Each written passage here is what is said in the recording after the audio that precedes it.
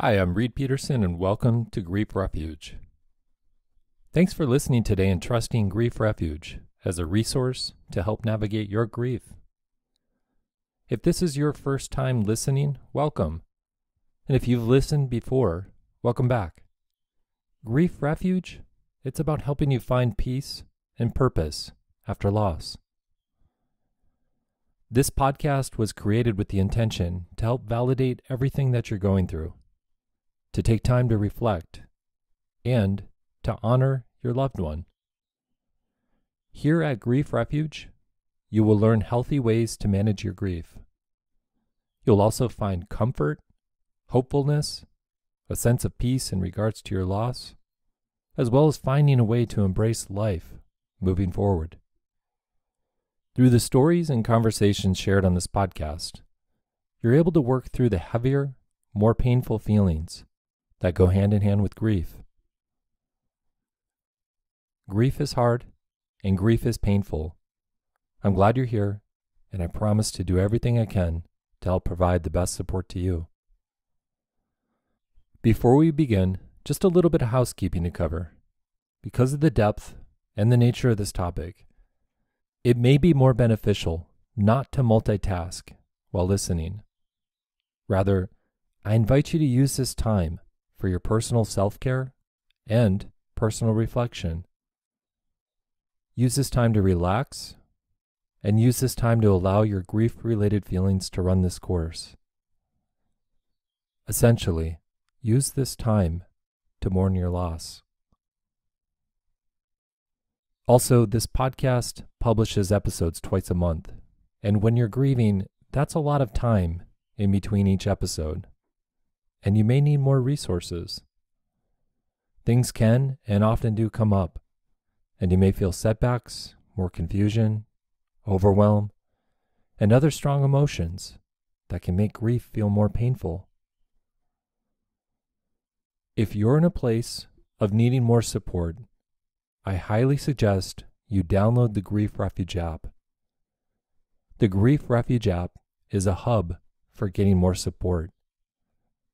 On the Grief Refuge app, you can find stories, you can find tips and guidance, all for navigating your grief journey. You can also receive daily messages of validation, hope, and comfort to help soothe and comfort you throughout this difficult journey. You can find and download the Grief Refuge app from your phone's app store. Thank you, and let's move on to today's topic. There's a term in grief support called disenfranchised grief.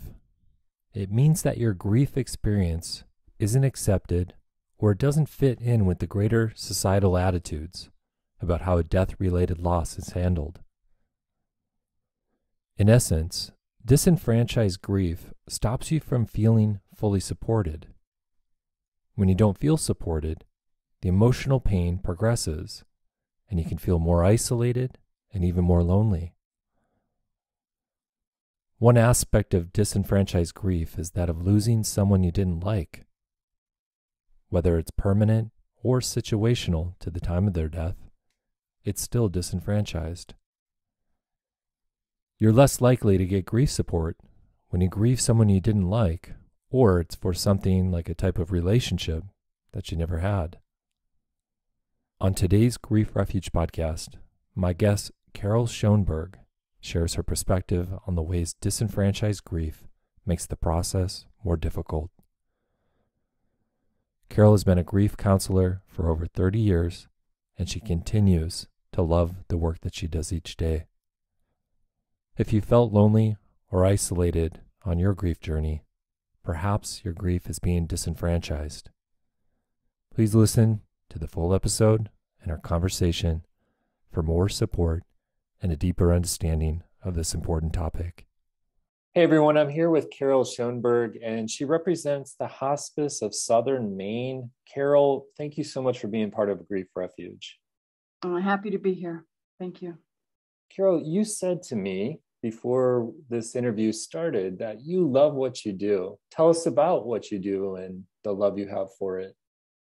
Well, I'm an end-of-life educator and a grief counselor with Hospice of Southern Maine. And I've been doing this work since we opened our doors 18 years ago with them. And I've been in this role for 30 years. And it's one that people often say, ugh, why would you want to do something like that? And I find it brings a lot of joy and a lot of meaning and richness. So being able to be with people, whether it's when they are approaching the end of life or with their family members after they've lost their loved one, I've never experienced anything that was more meaningful in terms of something that I get to do and make a living at the same time. That's beautiful. Is it fair to assume that it's very purpose-driven work for you? Absolutely. You know, I find that I think it's safe to say the majority of people that find their way to hospice work and who have any type of longevity with it, although it can feel sort of embarrassing to use the word, it's a calling. It's just something, you know, people are called to all kinds of things. And it just feels natural. You know, it's the first work I ever did that didn't take away my energy. And to me, that's always worth listening to. I would also assume that a lot of people would say probably some of the same people would say, ooh, yuck, about that type of work. They would say, how is that possible that it doesn't drain your energy? And, you know, can you share some of your personal experience of how it continues to enliven you? You know, and I don't mean to say that, but that at the end of my day, I want to go out dancing, or that I just am, you know, vivified and re-energized. But neither do I ever find it depressing. And to be able to witness people's grief journey and is very inspiring.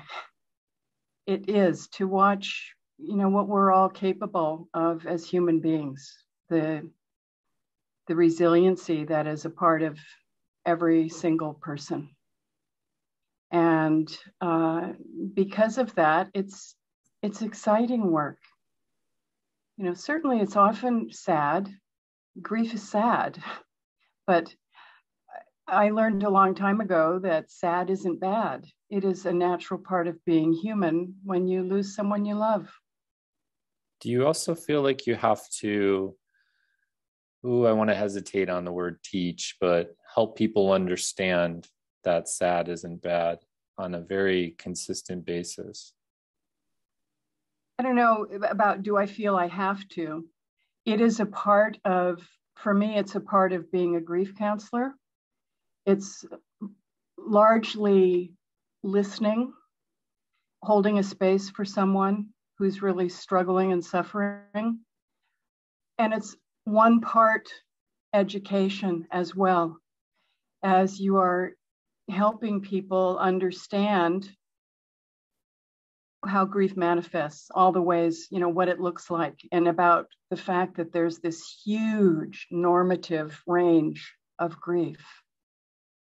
So often when somebody comes for grief counseling, they often will say in that first visit, I think there's something must be wrong with me. Or I don't know how I'm supposed to do this. And of course, no grief counselor is nobody can say, well, here's what you need to do. But you can help be there to let people know what they're feeling is natural and normal. And that, yes, that piece of, often there's a point in working with someone where the opportunity is right there to say, sad isn't bad. And to me, that's a really powerful statement. You know, it's one of the bumper stickers. I've thought, oh, yeah, well, if I could, you know, get that out there. It's so important because our culture tends to often treat grief as something negative, something to keep hidden, something dark, creepy, weak, you know, all of those things that so many people associate with grief. Yeah, I resonate with that. Wrong and Yep. inappropriate. I don't know. The list could A go mis- on and on. yes, it could. A mistake, shouldn't be, you know, all of that. Yeah. I often, in my experience, come across people self-judging. I feel it's important to bring that to the table right away and just help them at least understand that there's another option. And I'm curious, from your perspective in your setting, do you witness a lot of self-judgment? Of course, yes. And it's, you know, we grieve the way we are. The only person that's grieving in you and me is that person that has come to my beliefs, my thoughts, my philosophical beliefs, my everything about life. So that's the way I'm going to grieve. And if part of that has been wrapped up in a lot of this is how you do something, you should feel this, you shouldn't feel this, this is noble and strong to behave this way in grief, this is weak and wrong to behave this way. The more we have that kind of self-judgment, the harder grief is going to be. And I think it's quite true that grievers feel judged. There's enough judgment out there on the part of those on the outside looking in. And part of what I always encourage the people I work with is to have kindness for themselves, to be gentle with themselves. Very important words, very important affirmations. I also resonate deeply with that. And I think at the end of each podcast episode, I say, be kind to yourself and please be gentle with yourself. And wow. Yeah. Good. Right. Hey, earlier you mentioned the word resiliency. I feel like that's a big buzzword. And I don't know if it's caught on through mainstream media or what, but like, let's understand resiliency in your terms from the perspective of a grief counselor. It's interesting how things become buzzwords, how things become so they can feel cliched. You know, it can feel like, oh, yeah, everybody's talking about resiliency. Or certainly the pandemic has been something that has brought it to everyone's attention because the whole world is grieving. And to me, resiliency is that inner quality that we are born with, part of our human birthright. And it comes into play at a certain point, some with more resiliency than others.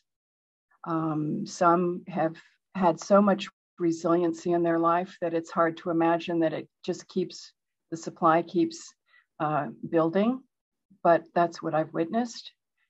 I think every time we look at someone who's had a terrible loss in their life, the death of a central person or any type of enormous loss, and we see them, we watch them eventually find their way back to life, back to more and more healing. That is, if I don't think resiliency is real, that shows me that it is, that somehow this person has found their way back. And when I'm in the midst of grief, it lets me know I will as well. That is possible for me. Appreciate that explanation and that perspective. And then, Carol, is there any type of not story, but experience that you can think of, obviously honoring somebody's confidentiality, that, you know, was just a really important piece to, you know, your observation and you feeling more and more affirmed of your calling when you witnessed somebody go through this experience of resiliency and get to a place that, does a specific person come to mind? Oh my gosh, a composite of lots of people comes to mind. And yes, some specific, of course. But I think of the person who is newly bereaved and it's their first visit together.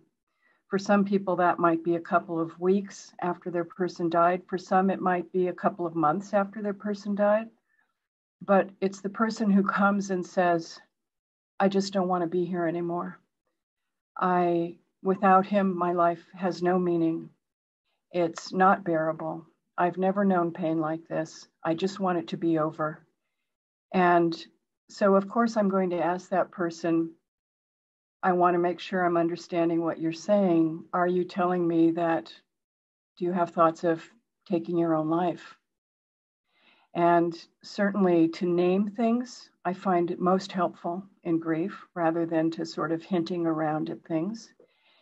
And the overwhelming majority of people will say, no, I'm not going to do that because I have other children or I have grandchildren or I have people who that would be devastating and make their grief much worse.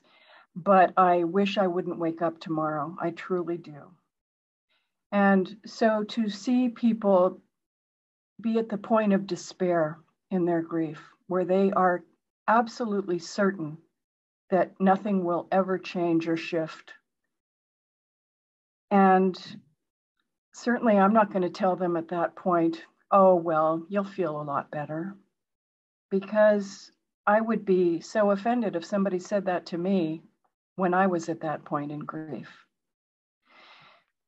And then to watch that same person with time and with effort and bringing their attention to their grief, to watch them go through so many different phases. And at some point to say, remember when I said I didn't want to be here anymore? Or I even said, yeah, sometimes I do think about taking my life. And they say, I don't feel that anymore. And typically before they get to that place, they've reached a point of being able to say, I feel a little less desperate right now.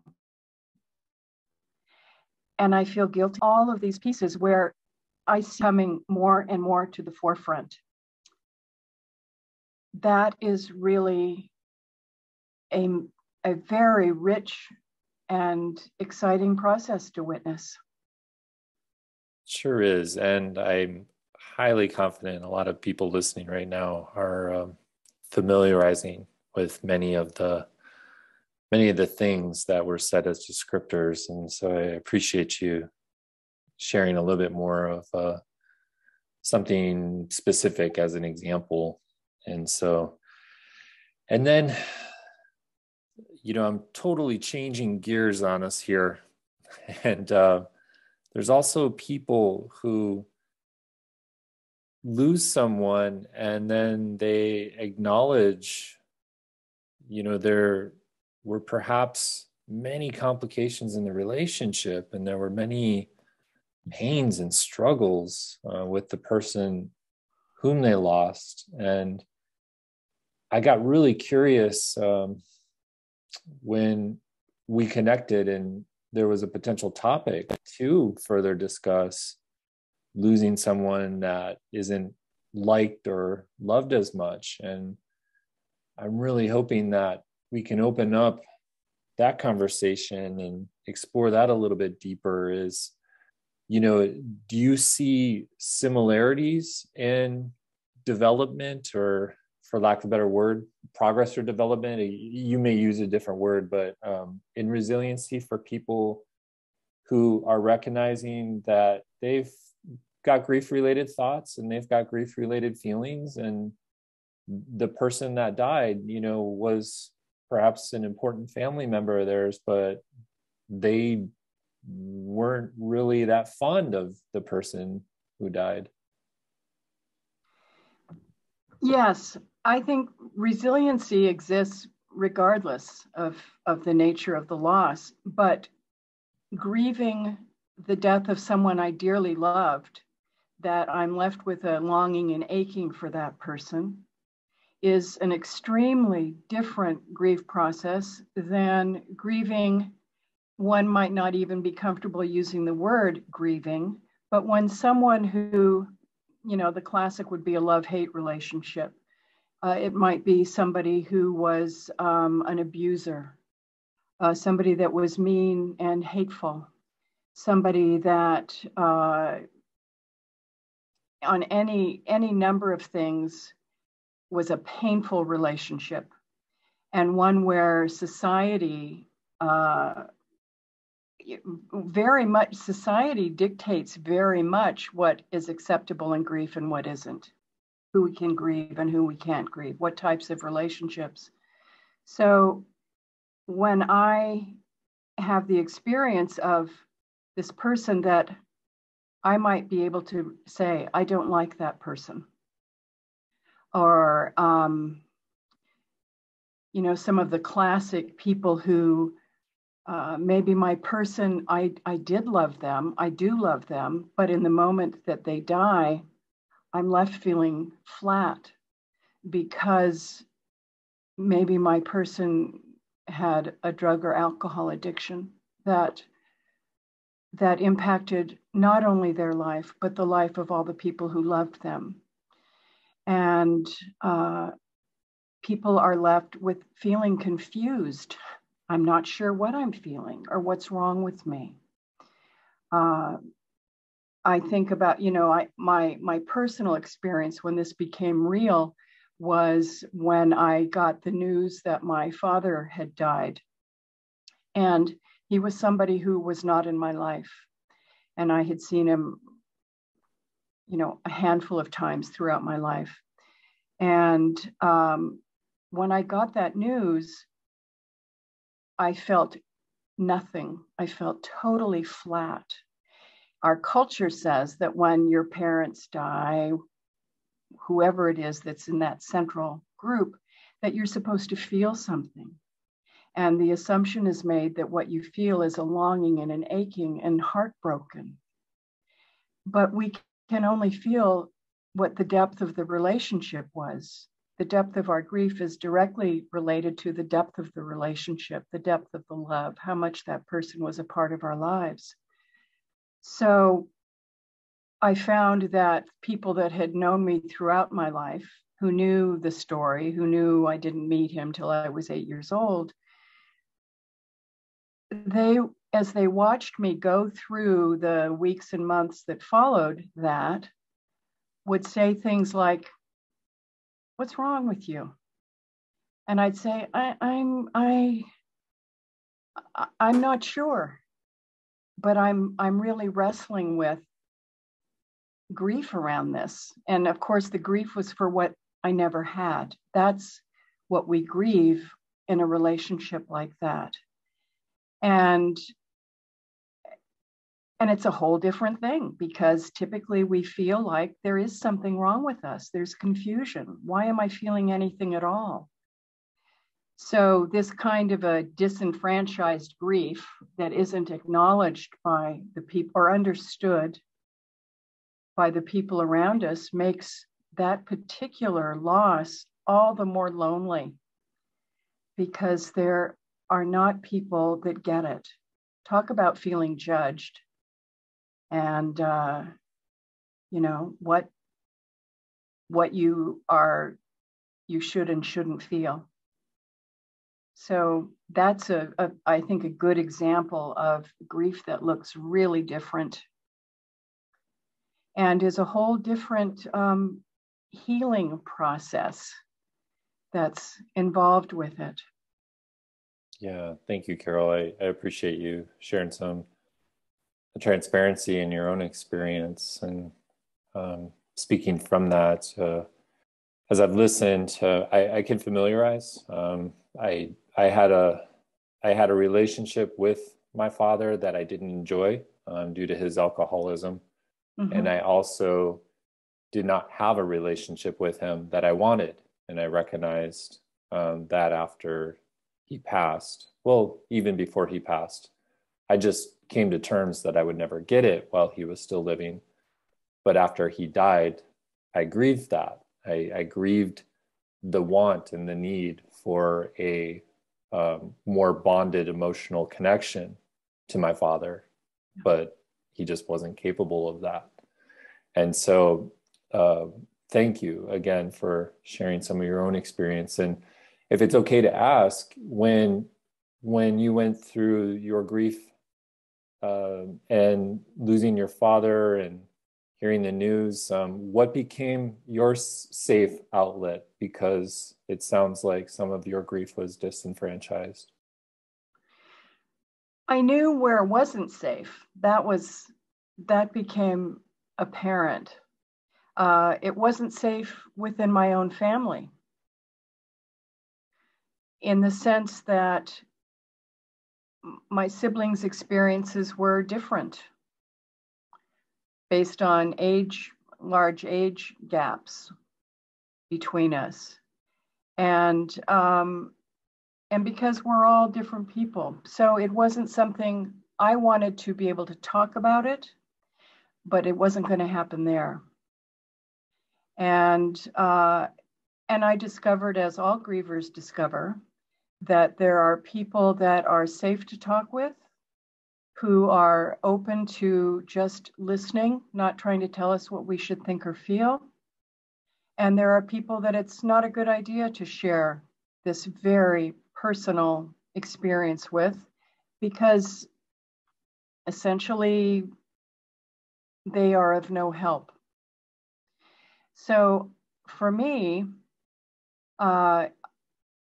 one of the people that was most helpful to me was a chaplain I worked with in hospice, and somebody that I knew was going to be helpful, and he was very helpful. And I think because I really wanted to look at it, I wasn't afraid to look at it, that also helped me. And for me, writing was a powerful tool in moving through that grief. And I would say it took me a good 2 or 3 years to come to some sort of reconciliation, and being able to let go of anger, all the pieces that are not hard to imagine if it's something you've lived through, that kind of a relationship not being what society says it should be. Here's what a father should be. Here's what a mother should be. We know those are just sort of fantasies, but that's what I found very helpful. And what I observe is helpful for others. Things like writing is a powerful tool. Working on forgiveness, it's very helpful in that way. And like your story, what you shared, this was also, he was an alcoholic. And that was a big piece of the history. Mm-hmm. You really got me thinking of safe outlets or safe people to express what you're feeling and thinking, who will listen, not judge, etc. I mean, I was wondering, sometimes it's a little bit of trial and error, and yet that can be really risky, because I would go as far as to say that vulnerabilities or perhaps even sensitivities are very heightened when grieving. And so when you approach someone and they either dismiss or judge you or whatever the situation may be, and it creates more pain, it's that more intense. And so I was like, oh, is it always a trial and error thing? Or are there any guarantees? And I was really curious about your perspective on a griever who may be in that situation of like, well, I know I need to talk to someone, and yet I really want to reduce my risk of feeling more hurt. Of course, grief is messy, messy, messy.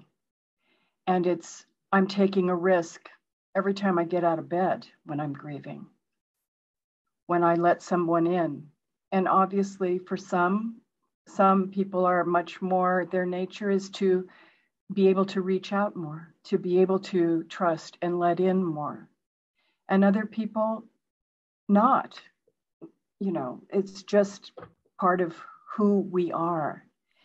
And I find that if somebody is willing to be risky and not say, I'm not going to do that because I might get hurt more, then in general, that's how that person that's how they live their life.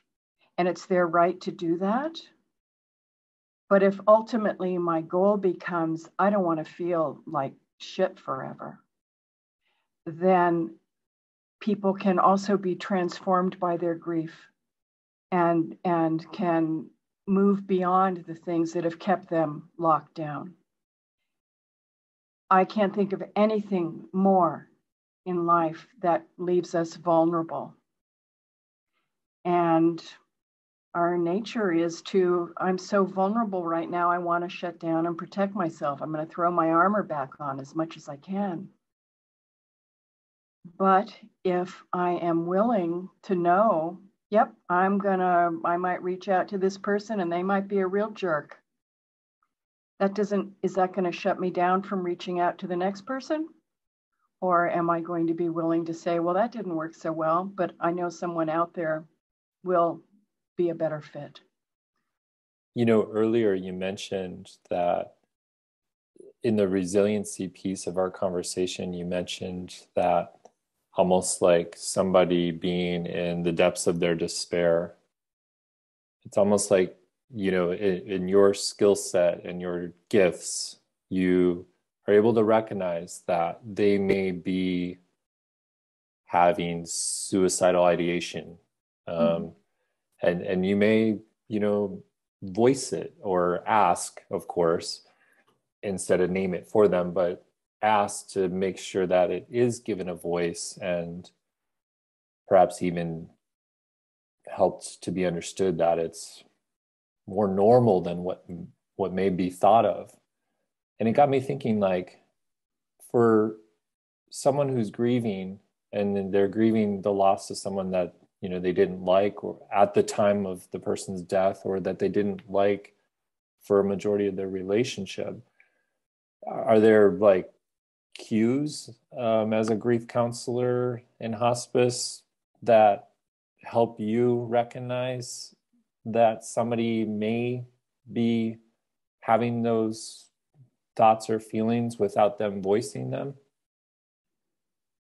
They typically, yes, is the short response. Typically, they're expressed indirectly, the language that is used, with things like, I wish I wouldn't wake up tomorrow, or I don't see what the point is in being here without her. Those kinds of things. People don't, for the most part, come out and say, I have a plan to take my life. And it's part of body language. It's part of how they say something. So I think any grief counselor is always has a heightened awareness of where is somebody at with these thoughts. And of course, I'm always relieved to see that overwhelmingly people don't have a plan in place. They'll say, no, I don't want to do that. But it's almost like wishing for a passive death, that I might go in my sleep because my pain is so great. I don't know if that responds to what you were asking. Well, actually, I think that was speaking more to suicidal ideation, but I was more like, you did say that there are nonverbal cues and sometimes tone of voice in the way that someone who's grieving speaks and says what they says. I recognize it's a hard question because everybody's grief experience is so unique, but I was wondering if there's some kind of cues. What sounds like these are nonverbal cues often that are helping a grief counselor understand that, oh, there might be thoughts of one's life ending because they feel that much pain. Are there also nonverbals or types of things that help a grief counselor recognize, oh, this person might not have enjoyed the relationship that they had with the person who died, and but they don't want to directly speak that, or do they? Well, first of all, the person, when people come for grief counseling, 99.9% of people who come have a longing and yearning for the one who died. They had that relationship. Even if it was up and down, as most relationships are, that's what they had. The person, I could count on one hand in 30 years, people who have come with a disenfranchised grief, who come with, I hated this SOB, and I want to have some, resolution around this. They're not the people that come to bereavement support groups. If someone comes to a bereavement support group and that's what's going on with them, with their person who died, after one session, they don't come back. And when I connect with them, they'll say, I couldn't relate to anything anybody was saying. And it made me even sadder because all of them are heartbroken that their person died. And I'm relieved and some days happy that they died. And then they feel guilty and something's wrong with me because of all of that.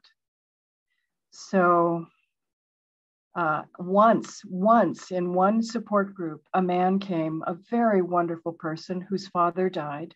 And he had one of these just horrific relationships with his father, who had addiction issues, who was mean, violent, horrible. And he actually returned for all 8 sessions because he was somebody with a lot of self-awareness who wanted to understand better what he was feeling and not feeling. And that was quite amazing to me. I often felt over the years of doing this work, someday I want to offer a group for people with disenfranchised grief. All the people that are what society says is, oh, that's strange. And so actually in this past year, I put something out to advertise, wrote a blurb about describing what this grief might look like for someone, and that I was putting together a support group, and please connect with me if you're interested. Not one person. And I was shocked because I've had enough I know that this is out there all over the place, but it also spoke to me about people's not willing to come forward with these kinds of losses because there's often shame connected to them. Maybe I'm deeply grieving a mistress, or I'm deeply grieving somebody that beat me up all the time. And our culture feels like the only thing you should be is happy that they died. And of course, you wouldn't be feeling anything. So we don't provide places where people can safely talk about these types of losses. I know it's everywhere, a lot of it. I agree with you. It's really thought-provoking. It is sad. Um, if I feel into it myself, it's sad for me because everybody needs support, and it is part of our human nature.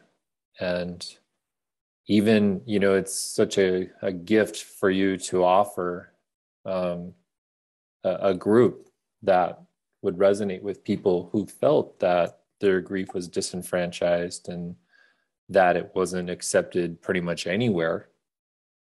And you were to provide the platform and then to not get, I guess, signups, I'll just call it that, participants. Yeah. That notice went out to close to 2,400 people who lost a family member under our care, and not one person.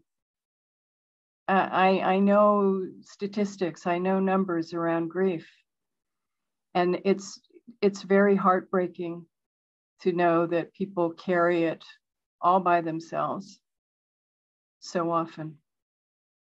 Carol, because in the short time I've had this conversation with you and have come to learn more about who you are and what you stand for, I can just tell, your heart's in this space. And so knowing that the statistics are there and there are people who could benefit from being a part of such a group, but then don't make that leap, for lack of a better word.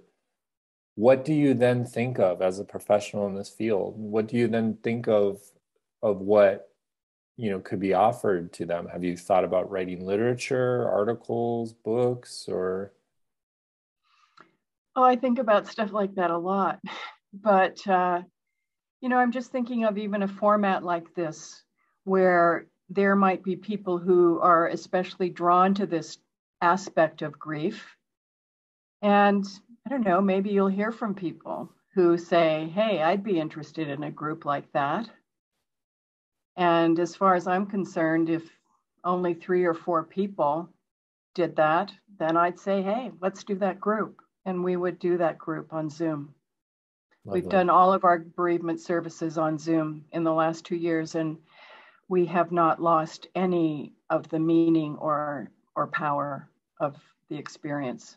So I would love, I hope people do respond. Me too. I really want to say it would be a courageous act, but then also I'm hesitant to say something like that because I don't want to sound cliche myself, brave or courageous. I can see it taking a lot of bravery and a lot of courage, but is that really going to help someone, take a small step forward? I don't know.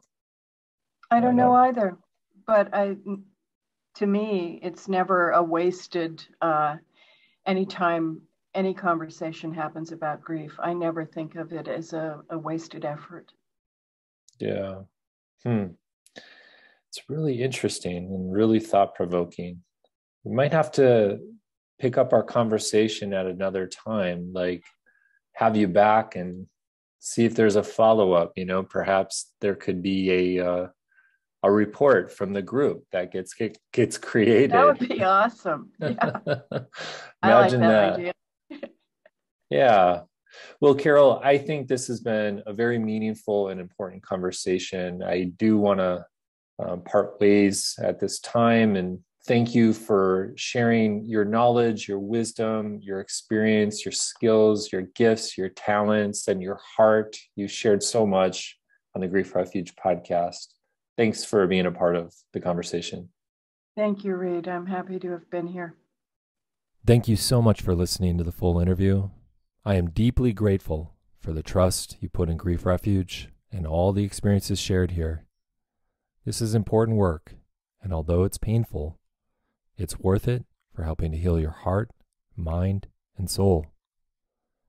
Remember that if you need more support, you can get more stories, guidance, insights, and grief support on the Grief Refuge app, which I hope you download from your phone's app store now. Thank you. Take care. Keep honoring your grief. Keep listening to your heart. Please be kind to yourself and talk to you soon.